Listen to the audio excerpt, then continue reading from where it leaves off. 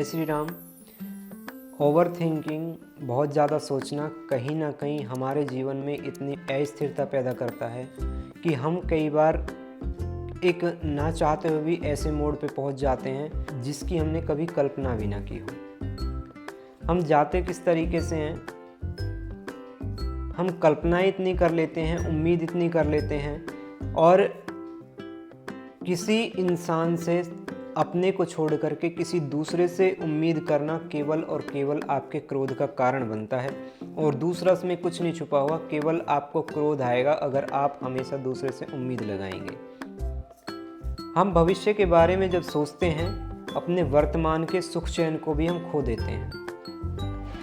Future ऐसा होगा, उसमें ऐसा हो जाएगा, उसमें ऐसा हो जाएगा। सोचना अच्छी बात है, सभी सोचते हैं, सोचना भी चाहिए, परंतु प्रेजेंट का आनंद लेते हुए और फ्यूचर यानी कि भविष्य के बारे में सोचना बहुत अच्छी बात है। परंतु हम करते क्या हैं, हम फ्यूचर के बारे में सोचते हैं परंतु वर्तमान का आनंद हम बिल्कुल खो देते हैं, बिल्कुल ख़त्म कर देते हैं।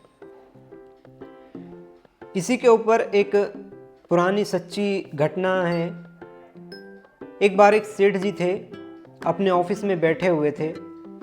अपने ऑफिस में बैठ करके, जैसे मैंने पहले भी एक वीडियो में कहा था कि खाली दिमाग हमेशा शैतान का घर होता है। खाली बैठे हुए थे तो डायरी उठाई और पेन से लिखना स्टार्ट किया कि मेरे पास धन संपत्ति कितनी है। तो धन संपत्ति का सारा हिसाब किताब जोड़ करके कॉपी में लिख लिया अपनी में। लिखने के बाद उन्होंने हिसाब लगाया कि जिस तरह से मैं इन्वेस्ट करता हूँ, अगर इसी तरह से मेरी पीढ़ी दर पीढ़ी यानी कि आने वाली जनरेशन इसी तरह से इन्वेस्ट करती रही तो मेरी 10 पीढ़ियाँ जो हैं वो आराम से बैठ करके खा सकती हैं।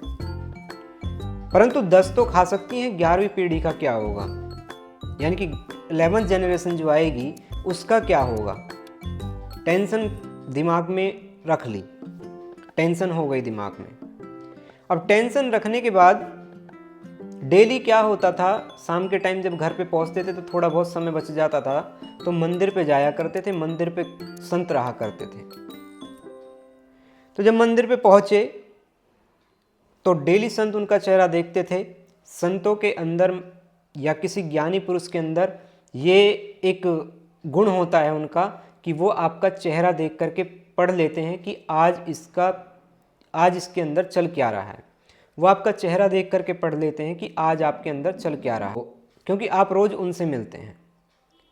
अब उन्होंने उनका चेहरा पढ़ा सेठ जी का, तो चेहरे पे वो खुशी नहीं थी जो रोज़ रहा करती थी। जब उन महात्मा के पास पहुँचे तो उन्होंने कहा कि आज कोई टेंशन है। तो पहले तो आनाकानी करी कि नहीं जी कोई बात नहीं है। तो फिर वो कहने लगे नहीं कोई तो बात है, बताओ। तो उन्होंने कहा महाराज जी मैं अपने ऑफिस में आज बैठा हुआ था खाली, तो मैंने हिसाब जोड़ा, जिस तरह से मैं इन्वेस्ट करता हूँ यानी कि मेरे खर्चे जैसे हैं, अगर इसी तरह से आने वाली जनरेशन करती रही तो मेरी 10 पीढ़ियाँ आराम से बैठ के खा सकती हैं। परंतु 11वीं पीढ़ी का क्या होगा जब 11वीं पीढ़ी आएगी। तो संत थे, वो कभी भी आपको थैला उठा करके नहीं देंगे कि आपकी 11वीं पीढ़ी है, लो ये ले जाओ और 11वीं पीढ़ी को ये दे देना। वो हमेशा आपको युक्ति से समझाएंगे, आपके दिमाग को बदलने की कोशिश करते हैं कि ये किसी ना किसी तरीके से बदल जाए, बशर्ते आपको समय देना होगा। उन्होंने क्या किया, उन्होंने कहा कि आज नहीं बताएंगे, आप एक काम करना, कल आना और जो समय हो रहा है इससे थोड़े से और लेट आना। अगले दिन वही टेंशन, घर में किसी को कुछ नहीं बताना। और शाम का टाइम जब हुआ तो पहुँचे वहीं पे मंदिर पे और बैठते के साथ कहने लगे बताइए आपने आज के लिए बोला था। तो उन्होंने कहा थोड़ी देर शांति से बैठ जाइए। थोड़ी देर बाद संत जो थे उनके भोजन का टाइम हुआ था, तो रसोई में जो खाना बनाता था वो भगा हुआ महाराज जी के पास आया और आकर के कहने लगा कि महाराज जी खाना बना लूँ क्या। उन्होंने कहा बना लो। अंदर गया, जा कर के जिस बर्तन में वो आटा रखते थे उसका जैसे ही ढक्कन ऊपर से हटाया तो देखा थोड़ा सा आटा उसमें पड़ा था, थोड़ा सा आटा उसमें रखा हुआ था। वापस भगा हुआ फिर से आया महाराज जी के पास। महाराज जी से आकर कहा महाराज जी आटा कम है, और वो सामने ही बैठे थे जिनको टेंशन थी सेठ जी। महाराज जी ने कहा कि कितना है। जब उन्होंने आकर के उनसे बोला कि आटा कम है तो महाराज जी ने कहा कितना है। तो उसने कहा इतना है जी, अभी का खाना बन जाएगा, बाकी सुबह का पता नहीं है, सुबह का कैसे बनेगा। तो महाराज जी ने एक ही जवाब उसको दिया कि सुबह की चिंता में अब के भोजन को खराब क्यों कर रहा है, कम से कम अब तो आनंद से खाने दे, बाकी सुबह की सुबह देखेंगे। बाकी सुबह की जो है हम सुबह देखेंगे, अब का तो भोजन आनंद से खाने दो। तो भोजन करने के बाद महाराज जी अपने आप व्यवस्था करेंगे, क्योंकि एक इंसान ही नहीं, अगर आप एक जानवर भी घर में रख लेंगे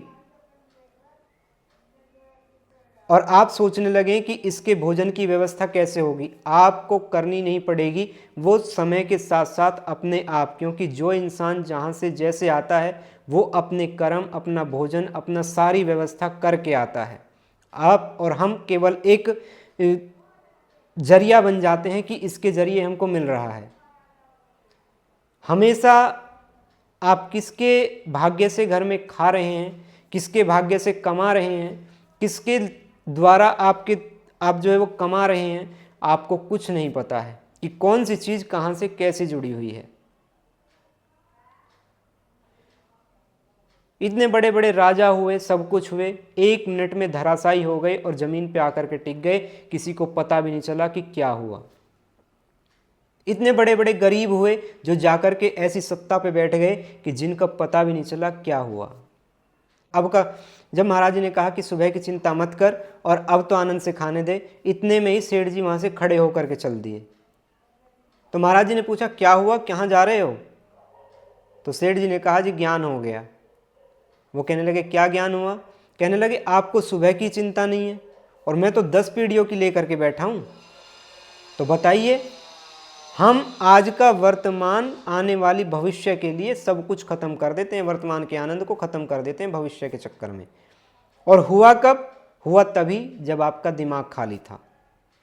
तो इस दिमाग को अगर आप खाली भी बैठे हुए हैं, अच्छी पुस्तक, अच्छी जगह, अच्छी कोई भी चित्र, अच्छे कोई भी काम करने में लगा दीजिए, चाहे वो कैसा भी काम हो, होना अच्छा चाहिए, उसमें से व्यस्त कर दीजिए। ये कुछ खुरापात नहीं करेगा, एकदम अच्छे से चलेगा। तो हमेशा वर्तमान का आनंद लेते हुए हमें भविष्य की चिंताएं नहीं, भविष्य का चिंतन करते हुए आगे बढ़ना चाहिए। भविष्य की चिंता नहीं, भविष्य की टेंशन नहीं, फ्यूचर की टेंशन नहीं, फ्यूचर का चिंतन करते हुए हमें आगे चलना है।